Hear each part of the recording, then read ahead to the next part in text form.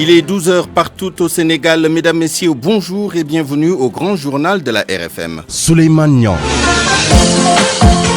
Au sommaire du journal, Moustapha Cissé Lo devant la commission de discipline de l'APR, ce au lendemain de la publication sur les réseaux sociaux de ses propos injurieux à l'encontre de responsables du parti du président de la République.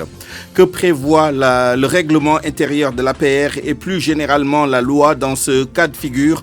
Tentative de réponse dans ce journal. Affaire de trafic de faux billets de banque, Thione Seck renonce à se pourvoir en cassation après sa condamnation en appel en juin dernier. Litige foncier à Tivaouane Peulh, les habitants de la cité Apix s'opposent au bail délivré à des promoteurs immobiliers. L'affaire a atterri sur la table de la DESCOS à Rufisque.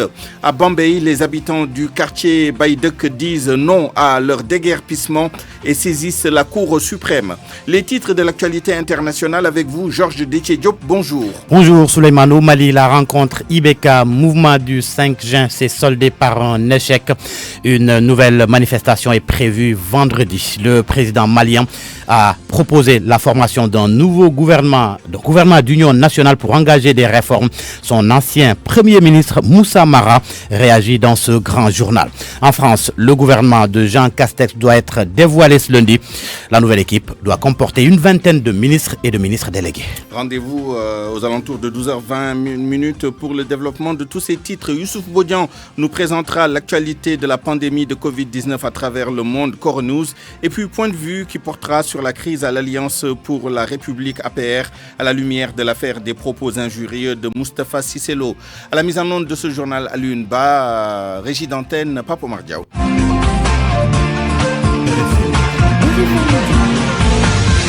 Souleymane Niang. Babacar Fall, bonjour. Bonjour tout le monde. L'information vient de tomber à l'instant. Moustapha Cissé Lo est exclu de l'Alliance pour la République, le parti du président de la République.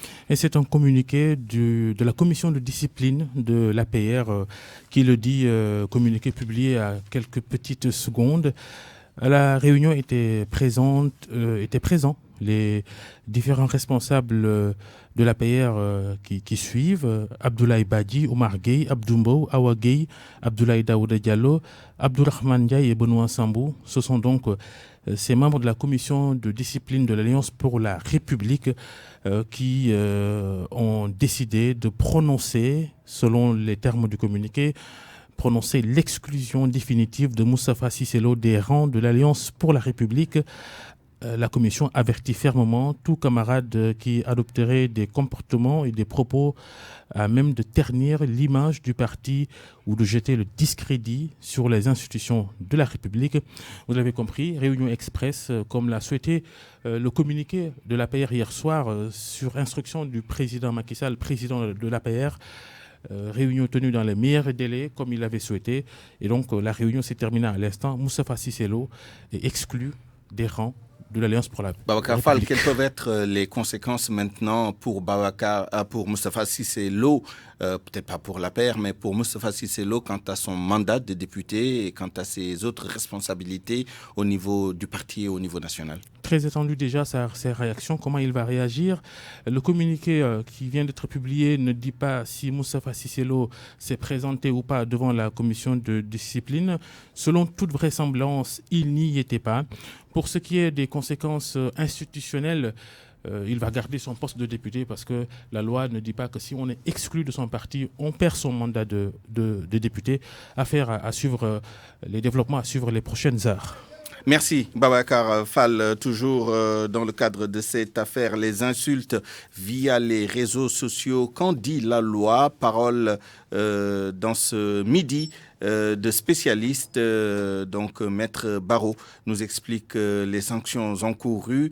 Le prétexte, bien sûr, ce sont les insultes attribuées à Moustapha Cissé Lo sur les réseaux sociaux et qui lui valent, vous l'avez entendu à l'instant, son exclusion de l'Alliance pour la République, son parti, le parti à la fondation duquel il a participé. Mohamed Ali Mouba, expliquez-nous. Selon Maître Aboubakri Barou, la loi sur la cybercriminalité est claire. Ceux qui insultent via les réseaux sociaux risquent gros. La loi 2016 porte un code pénal qui réprime toute insulte commise à travers les réseaux sociaux. notamment à raison de l'appartenance d'une personne à un groupe qui se caractérise par la race, la couleur, l'ascendance nationale ou ethnique, la religion, ou envers un groupe de personnes qui se distinguent par ces caractéristiques. Alors, la sanction qui est prévue est de 6 mois jusqu'à 7 ans, en plus d'une amende de 500 000 francs à 10 millions francs CFA. Les victimes peuvent en même temps intenter une action en diffamation. Et là, la peine encourue est de 4 mois à 2 ans, ferme et une amende de 200 000 francs à 1 million francs CFA. Dans l'affaire Cissé Lo, ce sont des insultes présumées attribuées aux députés de l'APR. Mais c'est une enquête qui va chercher à élucider l'affaire. Et je veux dire, le procédé par lequel ces vidéos ont été envoyées, il est évident que ces vidéos ont été balancées dans les réseaux sociaux. Reste maintenant à déterminer la personne qui a eu à envoyer cette fameuse vidéo. Mais autre question, la personne incriminée ne peut-elle pas se retourner sur celui qui a balancé ses données personnelles sur la toile? Maître Barreau. Maintenant, c'est un couteau à double tranchant parce que cette personne-là, si elle a eu à prononcer des mots désobligeants, des insultes à l'endroit d'une personne en raison de son appartenance à une race ou à une ethnie, eh bien, elle peut être sanctionnée au même titre que cette personne-là qui a eu à envoyer. Mais dans cette affaire, c'est la brigade de lutte contre la cybercriminalité qui va se charger de l'affaire, déterminer la responsabilité des uns et des autres. Pour moi, RFM, c'est la radio de la réactivité. RFM, partout, tout le temps. C'est donc la fin de la procédure dans l'affaire de trafic de faux billets pour laquelle l'artiste Thione Seck avait été condamné en première instance, puis en appel à 5 ans de prison, dont 8 mois ferme sur demande de ses avocats et de ses proches. Le chanteur n'interjettera donc pas appel. Explication El Hadj Ndiogou Diène. C'est sur conseil de sa famille et de ses avocats que le leader du Ramadan est revenu à de meilleurs sentiments, confie nos sources. Même s'il reconnaît que cette affaire de trafic de faux billets de banque va rester une tache noire dans sa vie. Après le verdict de la Cour d'appel de Dakar qui l'a condamné le 22 juin dernier à 5 ans de prison, dont 8 mois ferme, Thione Seck avait décidé d'introduire un pouvoir en cassation pour la bonne et simple raison qu'il se considère toujours innocent dans cette affaire qui lui a valu 9 mois de détention provisoire. L'artiste chanteur est d'autant plus convaincu de son innocence qu'aucun faux billet n'a été trouvé dans les scellés de la gendarmerie. Thione Seck s'estime victime d'une vaste arnaque dans cette affaire. La Cour d'appel de Dakar l'a relaxé de 2 chefs d'inculpation que sont la tentative d'escroquerie et le blanchiment d'argent. Cette juridiction a aussi ordonné la restitution des 32 millions de francs CFA trouvés chez le musicien, mais lui a infligé une amende de 5 millions de francs CFA. En première instance, Thione Seck avait été relaxé pour vice de procédure, mais le parquet avait fait appel de cette décision. Encore un litige foncier qui pourrait se régler devant la justice. Pour l'instant, le contentieux a atterri sur la table de la direction de la surveillance et du contrôle et de l'occupation des sols à Rufisque. Des promoteurs immobiliers ont saisi la DSCOS d'une plainte contre des habitants de la cité Apix de Tivaouane Peulh. Membre du comité interilo de Tivaouane Peulh, ces habitants contestent la légalité du bail brandi par ces promoteurs pour le terrain litigieux. Écoutons le porte-parole de ce comité, Amadou Lamine Dia, au micro de notre correspondant à Rufisque, Abdou Diouf Diagne. Nous avons été convoqués par des soi-disant déteneurs de baux sur des espaces qui sont réservés à la communauté. Ces espaces-là doivent être aménagés pour l'octroi d'espaces publics. Et un beau jour, aujourd'hui, on se retrouve là suite à des convocations. Nous avons reçu des convocations de la part de la gendarmerie, surtout au niveau de la DSCOS de risque. On ne sait pas encore, mais peut-être qu'on a eu des sous-entendus, peut-être qu'on croit que c'est des gens qui, à travers un beau de 643 R, se sont fait octroyer des baux sur un titre privé de l'État. C'est ça qui amène, par exemple, la zizanie dans ce dossier. Parce qu'on ne peut pas comprendre comment on peut, sur un titre foncier immatriculé de l'État, que des particuliers, quand même, puissent s'octroyer des baux. Parce qu'il ne peut pas y avoir 2 propriétés pour un même titre foncier. Un titre foncier immatriculé par l'État du Sénégal. Moi, particulier, je me fais délivrer un titre privé sur le même titre foncier. Ça, c'est aberrant. Nous ne sommes pas à ce stade-là. Nous sommes dans un pays de droit. C'est la continuité jusqu'au rétablissement de la vérité. Et cette vérité-là doit nous revenir. Et nous sommes là pour ça, pour que la vérité s'éclate en plein jour. Et puis les populations du quartier Baïdek de Bambey s'opposent à leur déguerpissement du quartier flottant initié par la mairie. Le collectif pour la défense des terres de Bambey compte déposer un recours à la Cour suprême pour casser l'arrêt de distribution des parcelles issues de la loi d'extension de la ville de Bambey. Babacar Diouf. Ce sont tous les chefs de ménage et leurs familles qui se sont mobilisés pour dire non à ce qu'ils appellent un forcing de l'autorité municipale. En réalité, à la faveur d'un lotissement fraîchement opéré dans ce quartier, ces occupants ont été sommés de quitter leurs parcelles pour en occuper d'autres, ce qu'ils ont simplement refusé. Maïmouna Sarr porte leur parole. Il y a des ayants droit qui sont là, qui devaient avoir des terrains. On les a pas donné des terrains, on donne des terrains à moins de 17 ans. On veut nous déguerpir pour installer d'autres, alors que nous, ce qui nous pose problème, on ne sait pas ces autres-là, c'est qui. On a déjà investi ce qu'on avait. Parce qu'on ne peut pas concevoir une famille qui s'est implantée ici, qui a fait presque 4 pièces, ou bien 3 pièces, on dit que tu vas démolir ça et aller ailleurs. Quand est-ce que tu vas regrouper ces moyens que tu avais à l'époque? Un combat qu'ils ne vont pas mener seuls, puisque déjà dans la commune de Bambey, un collectif est né pour protéger les terres de Bambey. Astako Diagne, le coordonnateur. Nous avons vu qu'il y a une injustice notoire. Ces gens-là habitent ici depuis longtemps. Alors, ils sont discriminés, on prend leur terrain, on donne ça à d'autres, on vend ces terrains à 2 500 000, 3 500 000 et on veut qu'ils se déplacent. Du directeur de l'urbanisme. Nous attirons l'attention du directeur des domaines. Nous voulons que lumière soit faite sur ces attributions-là. Nous avons décidé d'aller déposer une demande de sitting le samedi prochain. Nous avons décidé aussi d'attaquer l'arrêt d'attribution des terrains au niveau de la Cour suprême. Le maire de la ville promet de réagir sur la question dans les prochaines heures. En attendant, la question occupe les débats dans tout Bambey. Bambey, RFM Babacar Diouf. RFM, partout, tout le temps. À 12h12, venons-en maintenant au point du jour de la progression de l'épidémie de Covid-19 au Sénégal avec le docteur El Hadj Mamadou Ndiaye, directeur de la prévention au ministère de la Santé et de l'Action sociale. Sur 838 tests réalisés, 78 sont revenus positifs, soit un taux de positivité de 9,31%. Les cas positifs sont répartis comme suit. 52 cas contacts suivis par nos services, 26 cas issus de la transmission communautaire et répartis entre Touba 3, Khombol 2, Plateau 2, Thiès 2, Sangalkam 2, Yoff 2, Almadi 1, Fan 1, Guédiawaye 1, Joal 1, Kaolack 1, Liberté 5 1, Liberté 6 1, Mbao 1, Mbour 1, Ngor 1, Parcelles Assainies 1, Patte d'Oie 1 et Saint-Louis 1. 39 patients hospitalisés ont été contrôlés négatifs et déclarés guéris. 44 cas sont pris en charge dans nos services de réanimation. 3 nouveaux décès liés à la Covid-19 ont été enregistrés dans nos services ce dimanche 5 juillet 2020. L'état de santé des autres patients reste stable. À ce jour, 7478 cas ont été déclarés positifs, dont 4909 guéris, 136 décédés et donc 2432 sous traitement. Face à l'augmentation du nombre de décès, faut-il prévoir un reconfinement total ou partiel? Salim Atao a posé la question à des spécialistes. Leur réponse dans ce dossier. L'évolution épidémiologique jugée importante par les autorités sanitaires. Le reconfinement, pas une solution, selon le professeur Sherma Kello, agrégé de santé publique. Par contre, il faut une sensibilisation et de la rigueur. Depuis le début de la pandémie, j'avais fait un article paru dans la presse où je disais que je ne suis pas pour le confinement, car me basant sur notre méthode de vie, mais également sur notre niveau de développement. Aujourd'hui, ce qui est important, c'est qu'il faut un sursaut national. Un déclic, disons.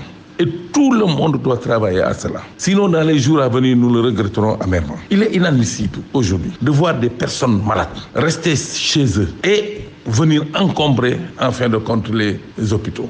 Et c'est ce qui explique d'ailleurs le nombre de décès qu'on a par jour. Je pense que ce qu'il faut, c'est aujourd'hui, il est important de sensibiliser encore davantage les leaders d'opinion, de leur mettre devant leurs responsabilités. Parce que je pense aujourd'hui que tout le monde a la responsabilité de se protéger et de protéger les autres. Il est inadmissible que des gens puissent être dans des lieux publics, ne pas porter de masque, ne pas respecter les mesures barrières et qu'on les laisse faire ce qu'ils veulent. Je pense qu'il faut que quand même que nous nous disions la vérité. Sinon, demain, nous allons faire le bilan amèrement. Les cas communautaires risquent de se multiplier avec la fête de la Tabaski qui se profile à l'horizon. Professeur Lo craint le pire si ce relâchement se poursuit. C'est sûr que les cas vont se multiplier encore dans les jours à venir. Surtout qu'on va vers de grands événements comme la Tabaski. Si nous ne sensibilisons, j'insiste encore une fois sur cela, si nous ne disons pas la vérité aux populations,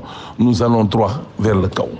Il faut que ces populations soient sensibilisées. Il faut que les populations écoutent les autorités sanitaires. Le nombre de décès grimpe à chaque nouveau bilan du ministère de la Santé et malheureusement, les Sénégalais semblent ignorer le virus qui gagne de plus en plus du terrain, se désole le professeur. Allons maintenant à Saint-Louis où les hémodialysés très vulnérables au Covid-19 font face à une grande souffrance à cause du manque de médicaments, de la faiblesse de la capacité d'accueil. 21 lits, dont 15 seulement sont fonctionnels. Aujourd'hui, ils ne sont pas moins de 60 malades qui sont sur la liste d'attente pour avoir des séances de dialyse. L'association qui les regroupe relève que les malades sont plus qu'exposés au Covid-19 à cause des moyens utilisés pour se rendre à l'hôpital. Un appel de détresse est lancé aux autorités. Mohamed Nabissila. Les insuffisants rénaux vivent des moments difficiles avec pas moins de 60 patients sur la liste d'attente. Nous avons plus de 60 qui attendent et qui ne peuvent pas se traiter. Les malades sont obligés de passer presque la nuit dans les couloirs ou bien par exemple aux environs de l'hôpital. Ça fait vraiment difficile et souhaitons que le Covid ne rentre pas là-bas. Sinon par exemple, bonjour les dégâts. Les familles sont appauvries par la maladie selon Bandassar, le président de l'association des hémodialysés, qui indique que la capacité de l'unité de traitement de l'hôpital de Saint-Louis est faible. De ces 21 lits, seulement 15 sont fonctionnels. Nous sommes obligés de les voir partir à Louga, partir à Thiès, à Dakar, par exemple, pour vraiment de séances de dialyse. Aujourd'hui, les malades sont plus qu'exposés au coronavirus à cause des moyens de transport utilisés. Il y a énormément de problèmes par rapport au transport parce qu'on s'attendait par exemple à ce qu'on nous affecte l'ambulance, mais ce n'est pas encore possible. Ils n'ont rien reçu par exemple justement des fonds de Covid. Nous tendons justement la main à la première dame, au ministre Mansour Faye. Un appel est lancé aux autorités pour un renforcement du personnel et des moyens pour sauver les hémodialysés plus que vulnérables dans ce contexte de coronavirus. RFM Saint-Louis, Mohamed Nabissila. Avant de refermer cette page nationale et d'entamer la page internationale, je vous rappelle l'information de ce journal, la principale information, l'exclusion de Moustapha Cissé Lo des rangs de l'Alliance pour la République, le parti du président Macky Sall, suite à la réunion de la commission de discipline au lendemain de la publication de la diffusion de propos injurieux proférés par le vice-président de l'Assemblée nationale à l'encontre de certains de ses camarades de partis et d'autorités de ce pays. La décision est tombée au tout début de ce journal. Moustapha Cissé Lo donc est exclu de l'APR. RFM. L'actualité internationale.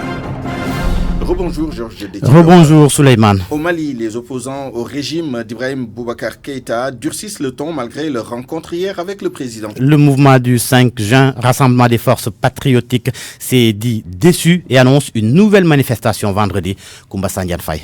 Après l'imam Mahmoud Dicko, samedi, le chef de l'État a reçu dimanche des représentants de la coalition du mouvement du 5 juin et Rassemblement des forces patriotiques coalition, un mouvement qui rassemble responsables religieux et personnalités de la société civile et du monde politique depuis juin. Ce mouvement a fait descendre dans les rues de la capitale des dizaines de milliers de personnes. Selon la présidence, ces concertations ont pour but de décrisper la situation politique et pour le président malien, la rencontre en soi est une victoire pour le Mali. Le communiqué officiel diffusé à l'issue de la rencontre poursuit qu'au cours de l'entrevue, le chef de l'État a réitéré à ses hôtes sa volonté de les voir représentés au sein du futur gouvernement d'union nationale. Mais qu'en est-il du mémorandum que le mouvement du 5 juin lui a adressé? Il a invité ses interlocuteurs à engager à ce sujet des échanges avec la majorité présidentielle. Du côté des opposants, la lecture de la rencontre est tout autre. Ils estiment que le président Ibeka a ignoré leurs demandes contenues dans le mémorandum, notamment la nomination d'un premier ministre de plein pouvoir issu de leur rang pour redresser le pays.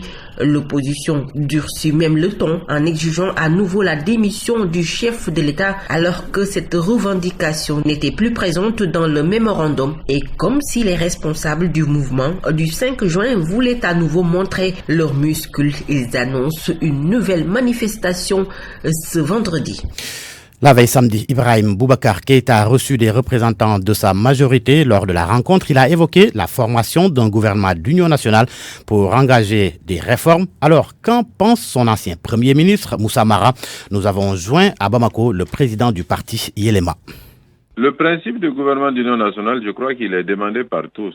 Et nous, en particulier, notre parti, nous l'avons demandé au lendemain des élections présidentielles de 2018 qui ne se sont pas achevées dans un minimum de concorde. Nous l'avons demandé et nous le souhaitons encore aujourd'hui. Et je crois que ce principe a été aussi demandé par les opposants. Et le président lui-même, d'ailleurs, dès le 16 juin dernier, il l'avait annoncé. La question du principe n'est pas le plus important. Ce sont les modalités pratiques maintenant. Je pense que ce que le président aurait dû faire en recevant les gens, c'était de répondre très concrètement à certaines de leurs doléances. La dissolution de l'Assemblée nationale, le départ des membres de la Cour constitutionnelle, le choix du Premier ministre, et puis la composition de ce gouvernement d'union nationale de compétences d'ouverture. Il aurait dû répondre de manière concrète à ces revendications pour simplement leur envoyer le signal comme quoi il a regardé ce qu'ils ont demandé, il y a travaillé et il leur propose un certain nombre d'arguments pour aller vers l'entente. Au lieu de cela, il les a renvoyés vers sa majorité qui n'a ni pouvoir ni capacité de conclure quelque chose avec eux parce que le dernier mot revient toujours au chef de l'État. Donc je pense que le président a raté une bonne occasion lors de l'entrevue de la rencontre de ces gens et je crains que cela nous ouvre des perspectives encore plus négatives en termes de sortie de crise.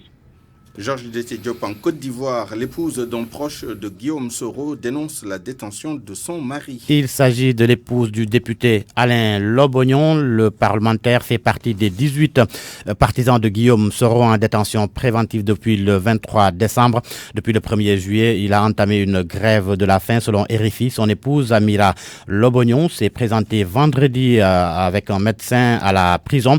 Elle a pu rentrer et elle dit que son mari est très affaibli. Alain Lobognon est inculpé des chefs d'accusation de publication de fausses nouvelles, de troubles à l'ordre public et d'atteinte à l'autorité de l'État. En France, c'est aujourd'hui que le nouveau gouvernement sera connu. Ce sera entre 17h et 20h.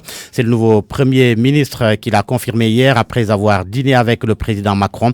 Jean Castex a déclaré que le nouveau gouvernement sera désigné ce lundi en soulignant que le ministre de l'Intérieur sera nommé sur sa proposition. Selon l'Élysée, la nouvelle équipe devrait compter une vingtaine de ministres et de ministres délégués. L'ancienne équipe de Édouard Philippe était constituée de 16 ministres, 3 ministres délégués et 17 secrétaires d'État. L'Algérie a procédé hier à l'inhumation des restes de 24 combattants algériens tués au début de la colonisation française et remis à la France, par la France. Les 24 crânes ont été enterrés lors d'obsèques solennelles au cimetière d'El Alia, le plus grand d'Algérie. C'était en présence du président Abdelmajid Tebboune. Georges Diop, merci. RFM Sport. La synthèse de l'actualité sportive avec Sodatiam.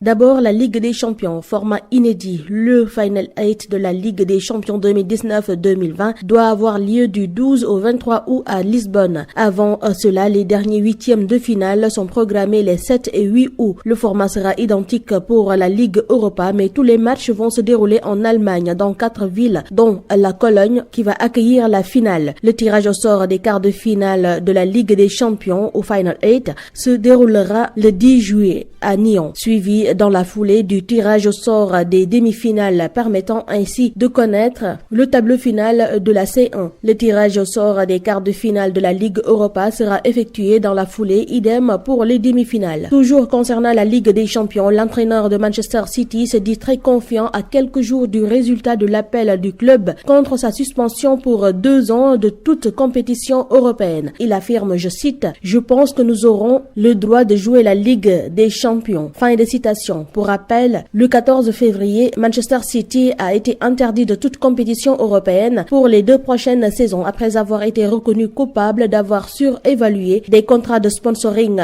sur la période 2012-2016 pour faire croire qu'il avait respecté les règles du fair play financier qui interdisent à un club de dépenser plus qu'il ne gagne. City avait aussitôt fait appel à cette décision. Celui-ci a été examiné par le tribunal arbitral du sport le mois dernier. En Angleterre, c'est la suite et la fin de la 33e journée avec un seul match au programme. Tottenham qui va accueillir Everton, ce sera à 19h. Hier, Manchester City a perdu face à Southampton, mais Liverpool de Sadio Mané a eu raison sur Aston Villa. En Espagne, suite et fin de la 34e journée aujourd'hui avec Levante qui fera face à Real Sociedad, FC Séville face à Eibar. Le Real Madrid est toujours en tête de la Liga et devance de 4 points le FC Barcelone. João Félix, l'attaquant de l'Atlético Madrid, ne pourra pas disputer demain mardi le match face au Celta Vigo en raison d'un œdème osseux à la cheville. En France, Bordeaux a annoncé ce matin qu'un joueur de l'effectif professionnel avait été testé positif au Covid-19. À la reprise de connaissance de ce résultat, le joueur concerné a été isolé et placé en quatorzaine. Terminons avec du basketball avec la NBA. Les Milwaukee Bucks, leaders de la saison régulière avec 53 victoires et 12 défaites,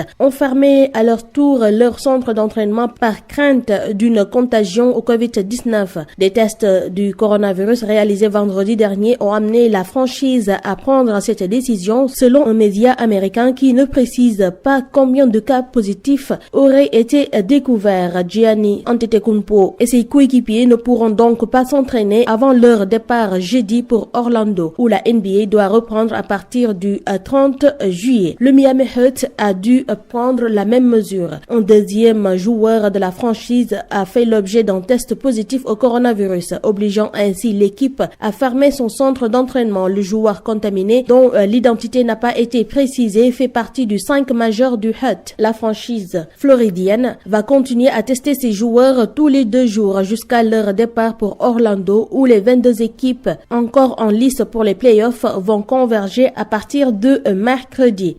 Vous écoutez le grand journal sur la RFM, il est 12h27. À présent, Cornews, l'actualité de la pandémie de Covid-19 à travers le monde, signé Youssouf Bodian. Au Sénégal, nous sommes presque à 2500 patients de la Covid-19 sous traitement. 78 cas enregistrés les dernières 24 heures, mais la moyenne des 3 décès par jour est toujours maintenue, avec un total de 136 personnes qui ont perdu la vie dans notre pays à cause du coronavirus. C'est 6 décès de plus que la Mauritanie qui compte 130 morts depuis l'apparition de la pandémie dans le pays le 13 mars dernier. 4879 cas sont enregistrés dans le pays. L'Afrique du Sud a enregistré plus de 10 000 nouveaux cas de coronavirus au cours des dernières 24 heures, un record qui laisse craindre une flambée des infections dans le pays, ce qui porte le total à 196 750 depuis le mois de mars et près de 3 200 personnes mortes en Afrique du Sud à cause du nouveau coronavirus. Le Maroc a annoncé hier 698 nouveaux cas de contamination, soit son bilan quotidien le plus élevé depuis début mars. Un nouveau foyer épidémiologique est apparu dans une usine de la ville de Safi qui a été placée en quarantaine. Ces nouveaux cas portent le bilan total à 14 132 officiellement recensés depuis l'annonce du premier cas au Maroc début mars, dont 234 décès et 9 410 guérisons. L'Australie va à son tour isoler l'état de Victoria du reste du pays. Il sera fermé à compter de minuit dans la nuit du lundi au mardi. Victoria fait état ce lundi du nombre record de 127 cas alors que le virus s'est propagé dans la ville de Melbourne, notamment dans plusieurs immeubles densément peuplés. En Suisse, 360 élèves et 50 professeurs en quarantaine dans le Jura. C'est après la découverte de plusieurs cas de Covid-19. Dans le premier établissement, 3 enseignants et 1 élève ont été testés positifs au coronavirus, tandis que 4 cas sont avérés à Haute-Somme. Selon des chercheurs, le virus se déplace dans l'air. Dans une lettre ouverte qui sera publiée dans la semaine, 239 scientifiques de 32 pays assurent que le coronavirus est aéroporté. Il peut donc se transmettre aussi bien par des grosses gouttes après un éternuement, ce que l'on savait déjà, que par de petites gouttes plus légère et capable de traverser une pièce. Ils vont donc demander à l'OMS de modifier ses recommandations en conséquence, selon le New York Times. Une nouveauté aux Pays-Bas, 2 employés d'élevage avaient très probablement contracté la Covid-19 via des visons, c'était au mois de mai. Ces 2 cas sont susceptibles d'avoir été les premiers cas connus de transmission du nouveau coronavirus de l'animal à l'homme, selon l'Organisation mondiale de la santé. Le gouvernement a par la suite interdit le transport de ces animaux et rendu le dépistage obligatoire dans tous les élevages de visons des Pays-Bas où ils sont élevés pour leur fourrure. Des dizaines de milliers de ces mammifères contaminés ont été abattus aux Pays-Bas. RFM, la radio de toute l'actualité. Le débat sur le retour du poste de Premier ministre se pose ces derniers jours. Le président Macky Sall se sent seul et bien seul, d'après des analystes politiques. Ils soutiennent que la suppression du poste de Premier ministre était une erreur. Ces analystes politiques demandent au chef de l'État de rectifier le tir avant qu'il ne soit trop tard. C'est un dossier de Nafissatou Silla. Le président Macky Sall, seul dans sa gestion, une appréciation d'Abdoulaye Makhtar Diop dans le grand jury de ce dimanche sur la RFM, position que partage le journaliste consultant, par ailleurs analyste politique Momar Diong. Pour lui, la suppression du poste de Premier ministre y serait pour quelque chose.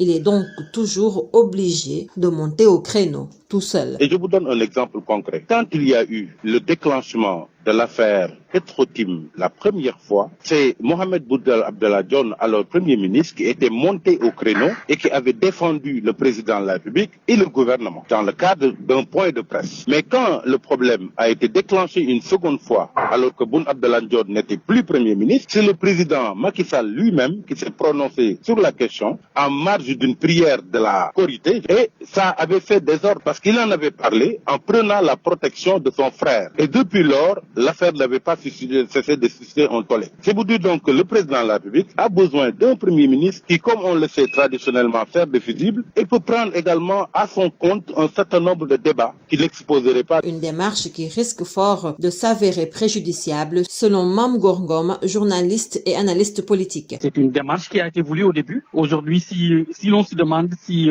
cette démarche est efficace, je pense qu'il y a problème. Donc, c'est un président seul, un président qui s'est esselé, un président un guerrier solitaire. Ça, je pense que tout le monde a son mot à dire. C'est que le président est victime de tirs nourris, souvent sans défense, ou bien une défense très molle par rapport à ce qui se faisait. Manifestement, ça lui porte préjudice. Pour Momar Diong, l'effritement dans les rangs de sa coalition des figures emblématiques fortes n'est pas à écarter. On a assisté à la disparition d'Amad Dansoko, qui était une figure emblématique de la coalition. Il y a également la disparition de Ousmane Tanor Dieng, ce qui fait donc qu'il ne reste plus grand monde de ce quintet qui avait constitué l'ossature de Benno Bokk Yakaar, avec bien évidemment le président Macky Sall, Abdoulaye Bathily et Moustapha Niasse. Faire machine arrière pourrait être envisagé. C'est possible, c'est une éventualité. Et ça se dit de plus en plus, on parle d'un remaniement ministériel, on parle d'un retour de Premier ministre, mais tout cela, c'est un échec. Il va falloir qu'un point de vue politique, que le président s'évertue à asseoir les bases,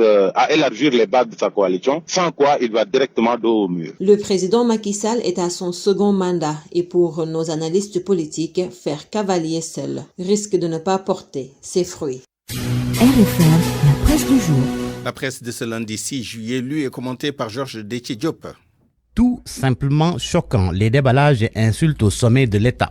L'AS n'y va pas avec le dos de la cuillère. Le journal affirme que ça vole très bas à l'Alliance pour la République et le règlement de compte politique a fini de souiller les institutions de la République. En cause des insultes de Moustapha Cissé Lo à l'endroit de Farba Ngom et de Yakham Mbaye dans une bande sonore qui lui est prêtée. À l'origine des injures publiques, selon l'Observateur, ces deux pontes de l'APR l'auraient accusé d'avoir détourné des fonds dans un juteux marché destiné à la filière arachidière. Ainsi, Tribune affirme que Cissé Lo déchire le maquis. Seulement, dans l'Observateur, son fils, Pape Cissé Lo, confie que les enregistrements audio qu'on prête à son père ne sont pas de lui. C'est faux. Il dément aussi la démission annoncée de son père de la vice-présidence de l'Assemblée nationale. Oui, parce que, selon la presse du jour, Cissé Lo va démissionner de la vice-présidence de l'Assemblée nationale et des instances de l'APR pour devenir un simple militant. En tout état de cause, l'Observateur informe que Macky Macky Sall demande sa traduction devant le Conseil de discipline. D'ailleurs, si l'on se fie au quotidien Les Échos, la commission de discipline va se réunir aujourd'hui. Vox Populi en déduit que Macky envoie El Pistolero à la guillotine. Le journal se fait l'écho d'un communiqué signé par le porte-parole de l'APR. Seydou Gueye y mentionne que le président Macky Sall a instruit la commission de discipline de l'APR de se réunir dans les plus brefs délais aux fins de statuer sur les mesures à prendre à l'endroit de ce camarade qui déshonore le parti et écorne l'image du Sénégal en Afrique, voire dans le monde entier. Affaire donc à suivre. Une autre affaire à suivre, c'est l'enquête sur la mort de Ibrahima Touré, présumé voleur de la voiture de Eumeu Sène. Selon l'Observateur, l'accusation est passée de coups et blessures à meurtre. Et les deux hommes de main de Eumeu Sène impliqués dans cette affaire seront déférés au parquet aujourd'hui. Les Échos évoquent le même sujet à sa une. Le journal renseigne que l'affaire vire au meurtre. L'autopsie enfonce les deux lieutenants du lutteur accusé de meurtre. Le reste de la bande des voleurs est activement recherché. Les Échos informent aussi que les parents de la victime, des proches d'Eumeu Sène et ses voisins ont été entendus. Les morts du coronavirus. Selon Libération, le bilan passe à 133. Source A qui craint des lendemains sombres détaille les chiffres. 8 décès en 48 heures, soit 133 au total. 48 cas graves en réanimation et 236 tests positifs. Une augmentation de la mortalité est donc notée et le professeur Seydi fait dans Le Soleil une corrélation avec les consultations tardives. Le Soleil indique que selon les chiffres officiels, 85% des malades décédés sont arrivés tardivement à l'hôpital et n'ont donc pas bénéficié d'une prise en charge dès l'apparition des signes de la maladie. Mais qu'en est-il de l'usage de l'artémisia? Pourquoi le Covid organique n'est toujours pas introduit dans le protocole d'essai clinique? L'Observateur révèle que deux conditions ne sont pas encore réunies pour l'utilisation du médicament. Que les résultats des études soient publiés dans une ou des revues scientifiques et qu'un rapport sur les études soit transmis aux autorités médicales en charge des soins des malades, en l'occurrence au professeur Seydi, coordinateur de la prise en charge au Sénégal. À la une du quotidien Le Quotidien, il est question du conflit casamassé et du retour des réfugiés des populations de Bissine qui va encore être retardé. En cause, une nouvelle offensive de l'armée qui continue de sécuriser le secteur après que ces hommes ont sauté sur des mines. Et cette controverse entre le ministre de l'Environnement et le directeur national des parcs, à l'origine, révèle Source A, des gazelles oryx tirées de leur sommeil à Ranérou et convoyées à Dakar pour décorer la réserve privée d'Abdou Karim Sall nichée à Bambilor. Malheureusement, toutes les bêtes n'ont pas survécu du fait des conditions de voyage et ou d'accueil. Ce dossier sur la campagne agricole, dossier à lire dans Enquête. Le journal constate que l'hivernage s'installe, les prévisions pluviométriques sont favorables et les intrants font défaut. Même si le budget alloué est en hausse, les agriculteurs n'ont pas reçu toutes les semences et l'on attend encore l'engrais. Et comme solution, le porte-parole du CNCR déclare que l'État doit se désengager du circuit semences. Sud s'arrête sur la lutte contre les inondations de 2000 à nos jours. Depuis 2000, des investissements colossaux ont été faits pour développer la résilience des communautés et la construction d'infrastructures. Mais malgré tout, le problème persiste, ce qui fait que Sud Quotidien fait état de milliards dans les égouts. Large dossier aux pages 6 et 7 du journal. Sport à la une de Record, Jürgen Klopp met en garde Sadio et Salah. Si vous allez à Madrid ou à Barcelone, la suite à lire à la page 4 du journal Record qui indique que Jürgen Klopp est décidé à se battre sur tous les plans pour garder ses cadres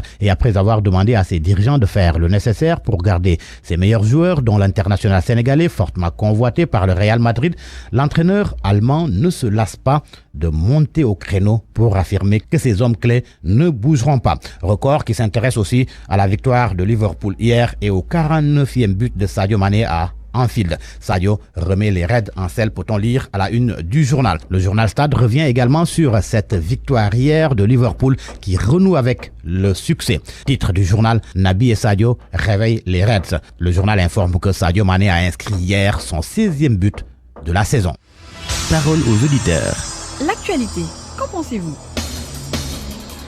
À 12h38, bienvenue à Point de vue. Le thème du jour, l'Alliance pour la République, en partie en crise. Nous en parlons à la lumière de l'affaire des propos injurieux de Moustapha Cissé Lo. Et pour en parler, nous sommes en direct et en ligne avec le professeur Moussa Diaw, professeur de sciences politiques à l'Université Gaston Berger de Saint-Louis. Bonjour, professeur.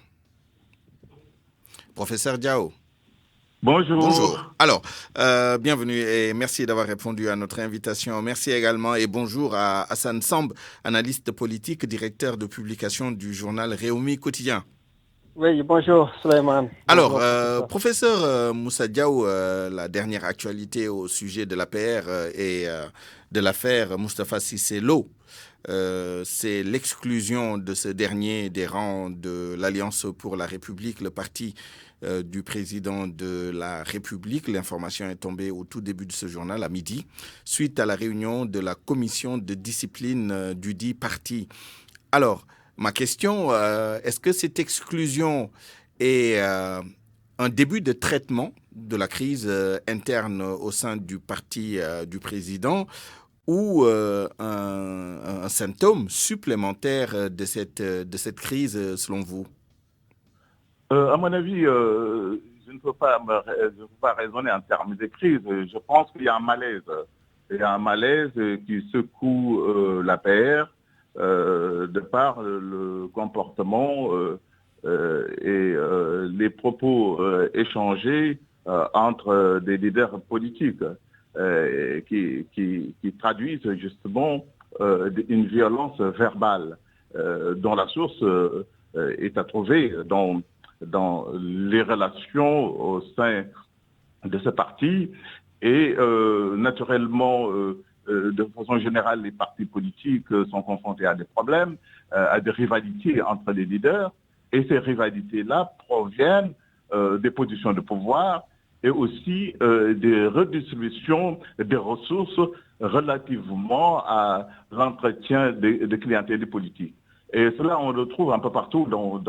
C'est une caractéristique des formations politiques en Afrique. Et il faudra naturellement trouver des solutions. Et la solution pourrait provenir, me semble-t-il, d'abord de la rupture. De la rupture au niveau des mécanismes de gestion des partis politiques, parce que on l'a d'ailleurs signalé que le président de la République, c'est un peu gênant de voir le président de la République cumuler les fonctions présidentielles et les fonctions de parti.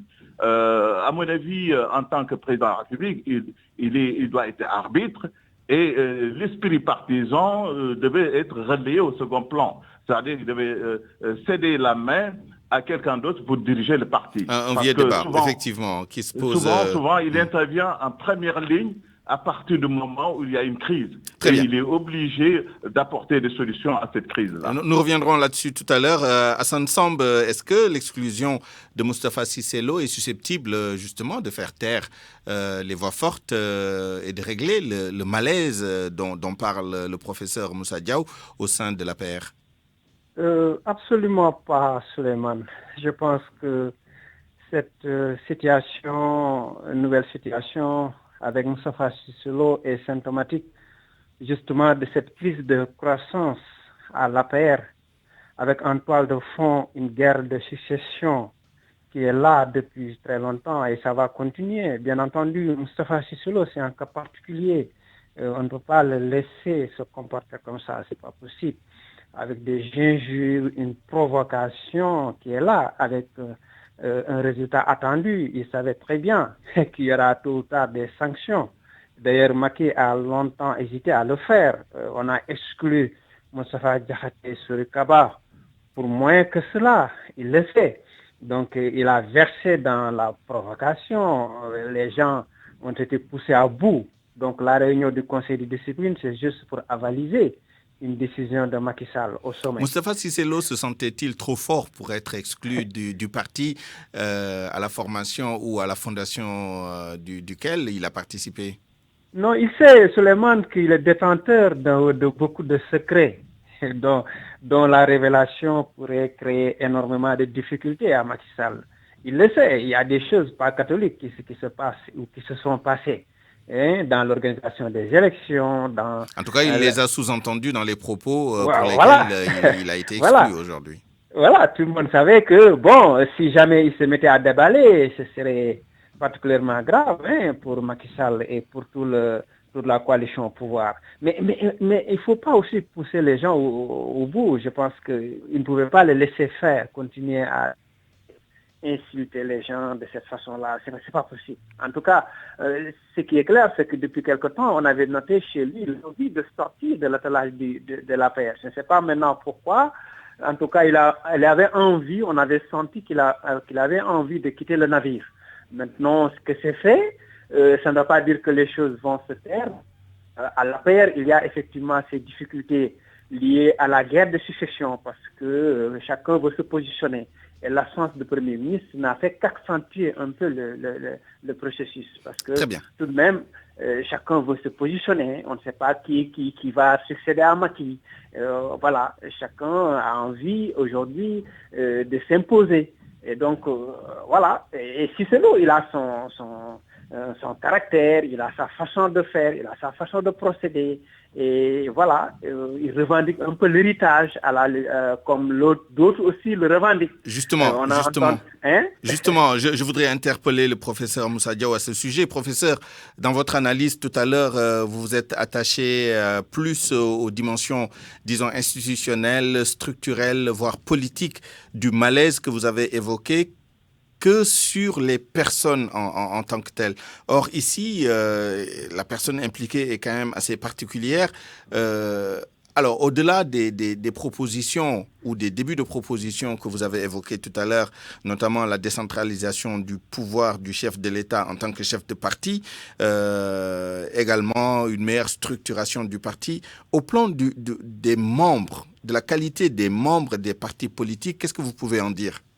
Oui, mais ça, c'est un problème. C'est un problème qui est inhérent d'ailleurs aux partis politiques en Afrique. Là, c'est un parti politique où il y a un agrégat de leaders, qui ne sont pas du tout formés, la plupart, qui font de la politique en pensant que la politique, c'est le moyen de s'enrichir facilement, d'accéder au pouvoir et de redistribuer. C'est ça leur conception de la politique. Alors que la politique n'est pas cela. La politique, c'est un engagement, c'est une croyance à des valeurs, à des principes, et être au service d'un État, au service des populations. Et là où nous nous trouvons actuellement au niveau de l'APR, ça veut dire que c'est un parti qui a été rattrapé par ses ambitions, c'est-à-dire qu'il n'a pas grandi, son leader a été propulsé au sommet de l'État, il n'a pas eu de temps de structurer son parti, et il y a un agrégat de personnalités dont la compétence est douteuse, les gens viennent de partout, sans aucune connaissance, sans compétence, et il faudra gérer toutes ces contradictions.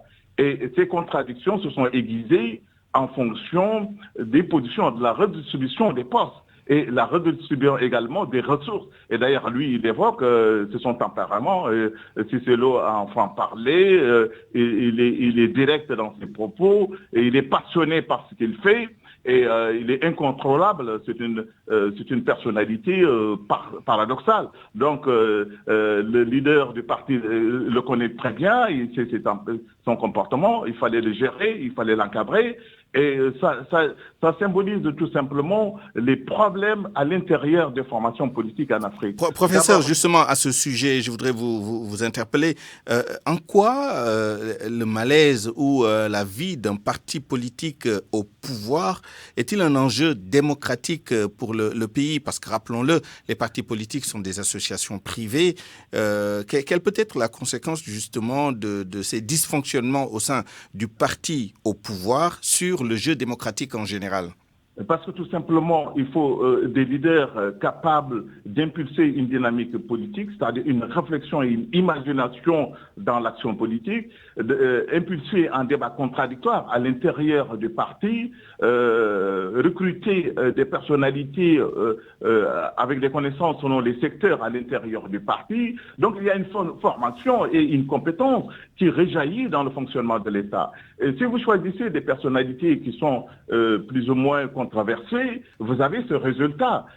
C'est la raison pour laquelle il faudra repenser la formation des partis politiques. Et d'ailleurs, je crois qu'il y a une réforme là-dessus. Il faut approfondir cette réflexion, penser au financement des partis politiques, et puis aussi former des hommes politiques, les former au sens de l'État, élevé de l'État, au sens des responsabilités, au sens de l'éthique. et de l'engagement. Et peut-être encourager aussi les citoyens à adhérer, à s'engager politiquement, quelle que soit la forme. Oui, mais d'ailleurs. Ça dépendra du comportement des leaders politiques. Parce que si ce comportement va dans le sens de l'intérêt général, et impulser un débat contradictoire, et l'opinion publique va suivre. L'opinion publique suivra le débat et aura une idée sur les hommes politiques, sur leur programme, sur leur action. Et ils doivent être des révélateurs, ils doivent être des exemples en matière de gestion, en matière de comportement, en matière de morale. Merci. Et ça, c'est ça qui manque justement parce qu'il y a un agrégat